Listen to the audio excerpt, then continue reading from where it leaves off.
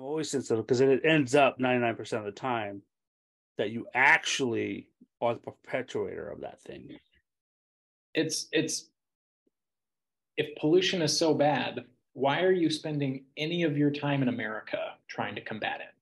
If climate change is so bad, why are you trying to change national policies in America to combat it? Like if these massive garbage patches in the ocean are so bad, which they are, why are you looking at America to solve that problem? Why are we drinking out of paper straws when China is wholesale dumping shit into the oceans, and Right. India for that matter, that Right. is actually contributing to these problems? Right. Like, where, why the logical disconnect? Right. You know who would agree with you is Ray Dalio. I've heard that name before. There's your homework. Um, he did this great little 30-minute video back in the day, talk about how economics work. I show it to my daughters annually, right? Just to remind them of how the world works. It's really good. He developed this book called The Principles. I have it. It's huge. He's a hedge fund manager for nations. He's a nation level hedge fund manager. Tony Robbins got him to kind of come out of his shell with money mastery, and but he talks his current stuff talks about cycles and cycles of empires. And so if you look up like cycles of empires and Ray Dalio, you'll see the YouTube videos that he's put together at cost, by the way. I mean, these are really well professional videos, um, talking about how the rise of empires follow this natural cycle. And unfortunately, in our lifetime, right, America is on the slope. It's on the downslope type of thing as part of a natural cycle. And if left unattended, will rise into conflict with the next rising power, which will Yeah. most likely be China. And so, and then whoever wins that conflict will be the next person on top. And if the predictions are accurate, the trend sticks, it will be China, right? So, and that's because of the declining nature that America's caught into right now. Not because we want them to win, but because for the last 15 years, we haven't been emphasizing STEM, right? Science, That's true. technology, right? For the last, we've been too wrapped up into divisional politics of what is right or wrong for the moment instead of going with scientific hypothesis of what is right and trying to discover what is Appointing right. people to the Supreme Court who need to ask a biologist what a woman is in order to define one. Yeah, it's like our focus is on that and not focused on creating a better society. People who are all, caught up into the green nature, right? We got to get off fossil fuels. Okay, cool. All right, look, I'm all about new technology. Sure. Then let's stop using slave labor in Africa and uh, China. in China to make that happen. How about that? Where's the humanity in this thought process?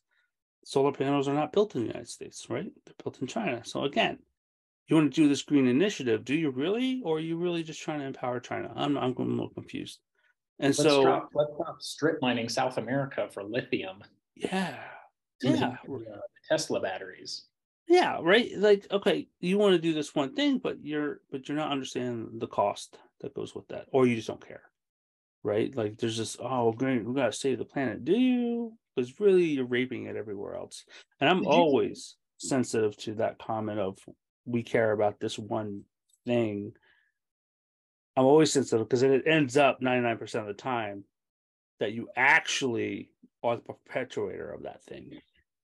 it's if pollution is so bad, why are you spending any of your time in America trying to combat it?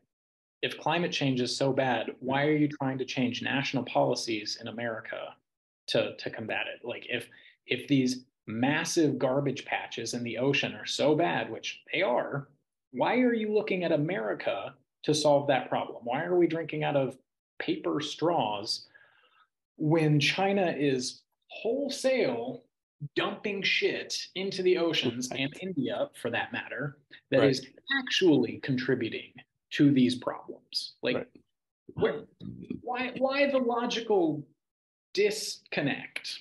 Right. It's a falsehood. That's why it's an ideology is the problem, right? It's a Religion, dogma, a right? religion.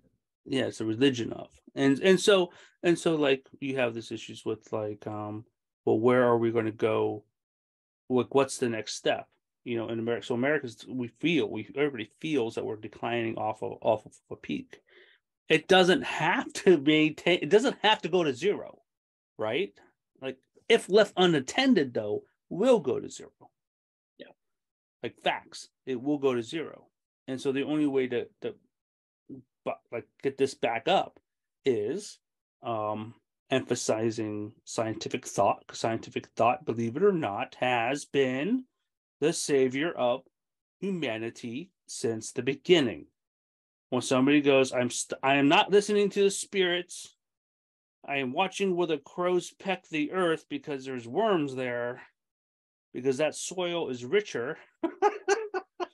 The crow didn't tell me where to, like, it didn't tell me magically that this is where I should plant my seeds. No, no, no. Scientifically, I am understanding that the crows peck at the earth here because this is where the earth is richest because of the worms.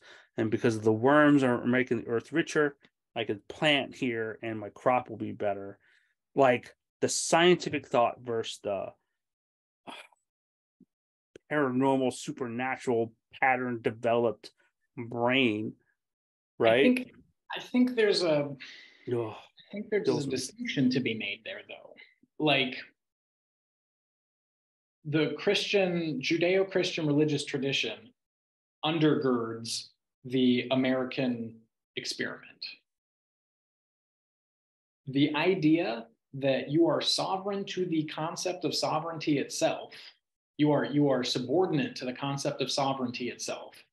Like there is no sovereign. There is no person that is Mm, above the law, supposed to be, right? mm-hmm, There's no person that is God manifest in human form, the mm-hmm, King of Kings, right? That is outside the realm of human existence. And understanding that you are subordinate to that and that you may not understand it, but you cannot confuse your position at the top of a hierarchy for absolute authority or absolute power or absolute control. Like you, even though there is an absolutely two-tier justice system in the United States, depending on what your political affiliation is, depending on what sort of financial resources you have, there absolutely is. The principles of it were firmly rooted in the idea that there is an ideal and you do not meet it. mm, So you have to you have to strive to achieve a higher ideal. And these are the biblical principles are not just biblical principles, but religious teachings in general are the collected wisdom of generations of people that we will never know, whose names we will never hear, whose contributions we will never fully appreciate. Because over time, you figure out what works. Over time, you figure out, mm, hey, having a lot of sexual partners may feel good in the moment, but uh, you are certainly better served by restricting yourself and choosing not to indulge your urges. And if you need to believe that God or whatever you call God is instructing you to do that, well, that's an incentive to behavior that leads to more positive outcomes. So it may be more, I think a lot of people understand intrinsically that there is more to life than what they can see, taste, smell, and touch. mm. But you don't always know how to access it. You don't know how to engage with that. outside of conventional religious experiences, outside of an ayahuasca trip Well, that's only because we don't have we've not. Look, magic of the past is just science of the future, right? Yeah. Our understanding of the universe, I don't think ever has to maintain superliminal. Like, I think that as we grow in our understanding, we'll understand that, oh, this event, this thing, right? Whether it's a mundane thing such as don't mix meat and cheese in the desert. Sure. Why? Because you'll get fucking sick. That's like the bad outcomes when you mix meat and cheese in the desert. Which was why it's in the Talmud, right? Which is the instructional manual of how to live your life as a Jew, The type of Talmud. thing. The Talmud, all right. But it makes sense as a collective wisdom, right? It's a set of collective wisdom of why you should. I love Psalms and Proverbs, right? Because that I know that those books were written from prior, right? The collective wisdom of the time, kind of being brought forward, right? Cemented for other future generations to kind of go, oh yeah, that's a good point there. The fact if you just knew Proverbs, you'd probably be a hell of a lot better off as a human being, just in general, right? Like collective wisdom, right? There's some collective wisdom there. Well, and But there's when we get also into like this. why we're separating our societies, Yeah. why people are like no longer tolerant,